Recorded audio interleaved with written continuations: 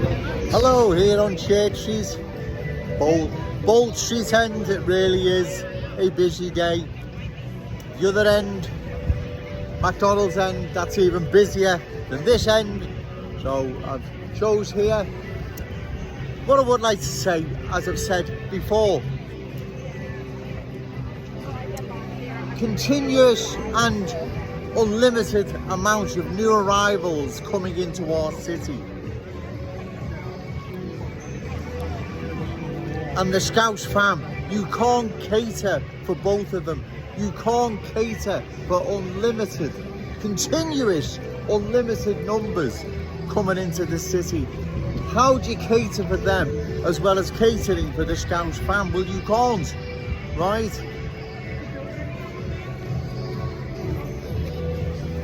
It really is a busy day. Kids are off, are they? Anyway, all the same, like I'm saying, so these politicians, they know only too well that balancing the books, catering, accommodating, feeding, clothing, housing, the list is endless, new arrivals, as well as looking after the Scouse fam. You can't do both, right? There isn't the money, there isn't the resources to accommodate, look after, clothe, house, feed, medical care, the new arrivals, as well as looking after the Scouse fam. Unless they know something we don't know, because I think it's obvious for anyone that this is just, you have to excuse me, it's really busy. This is just, it can't be done. You're trying to balance the books and it can't be done. You can't accommodate continuous, unlimited amounts of new arrivals while looking after the Scouse fam as well. You can't do it. Schools, doctors, dentists, housing, employment, right? Continuous and unlimited numbers of new arrivals will be straining all the aforementioned. You can't, as I've said, how do you accommodate both? It just can't be done. Therefore, it's about time these politicians face the awful truth as the problems our city will be facing if continuous and indefinite numbers are not stopped, or at least dramatically reduced, because like I've said, you're not going to be able to cater, accommodate, whatever word is best, for the new arrivals and everything that comes with them, as well as looking after our own Scouse fam. You can't do it. It just can't be done, right? I mean, like I've said before, the iron law of supply and demand. Once supply can't keep up with demand, bang, problems. Well, trust me, this will be happening in our glorious city sooner rather than later. Problems will, probably already are, festering and will fester across the city. You have to bear with me, it's getting really busy, right? See, most of the time when I pull this camera out, I don't have a pre-arranged script or anything, it's just off the top of my head. But anyway, you understand, right? Cultural change again is all around. You can see it's not Joe Owens making it up, it's not Scotch mist, it's cultural mist, and it's real and present.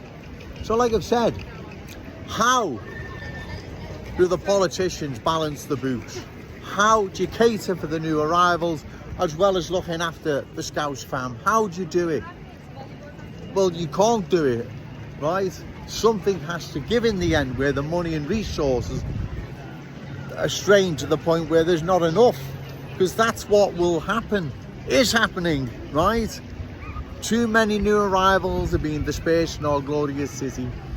It's not only our city facing an economic problem for the future, there's also a cultural aspect to this, where our unique Scouse character, traditions and cultural identity will be under threat. This poses a long-term threat to our unique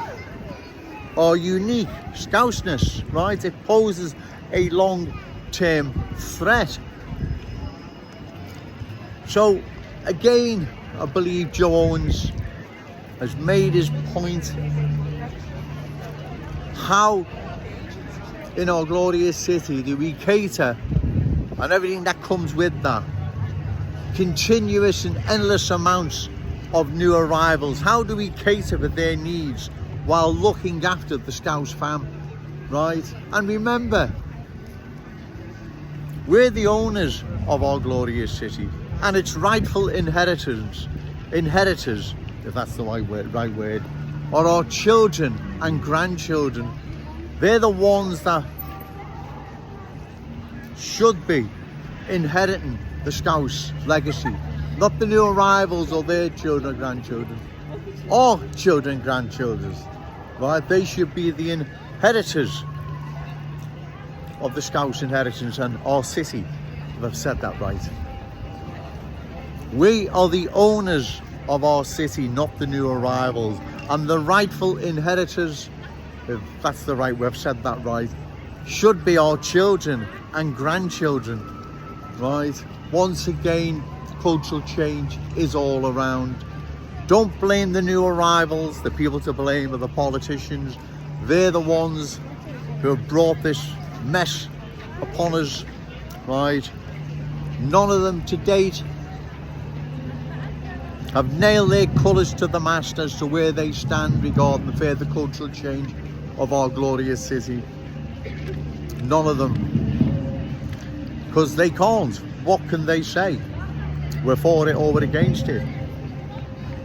What they should do is just be honest, politicians, and say to Keir Starmer or whoever, this isn't right.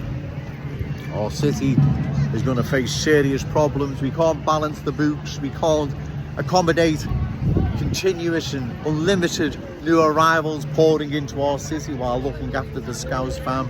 Also, there's a long-term threat to our Liverpool's unique Scouse character, traditions and cultural identity. They should speak as honest politicians instead of putting career first, because that's what's happening. They are putting career first. They don't want to deal with the awful truth. Joe Owens brings the awful truth to the good people of Liverpool on a nearly daily basis, because I feel I need to, because if I don't, no one else will. If no one else will, cultural change will sweep across our city. We will lose our unique Scouse character, traditions and cultural identity, and also the Scouse inheritance that is rightfully our children and grandchildren's, right? It doesn't belong to the new arrivals. I'm sorry, new arrivals. It belongs to us. It's our city, and its rightful inheritors are our children and grandchildren, not the new arrivals. It's getting really, really busy, folks. But once again, I think Joe Owens has made his point. Please excuse me if I got a bit tongue-tied or didn't articulate as best I probably should have done. It's not easy when it's busy. But anyway, like I say, no to cultural change, yes to Scouse pride. Shout it out loud, Scouse and proud. Okay, thank you.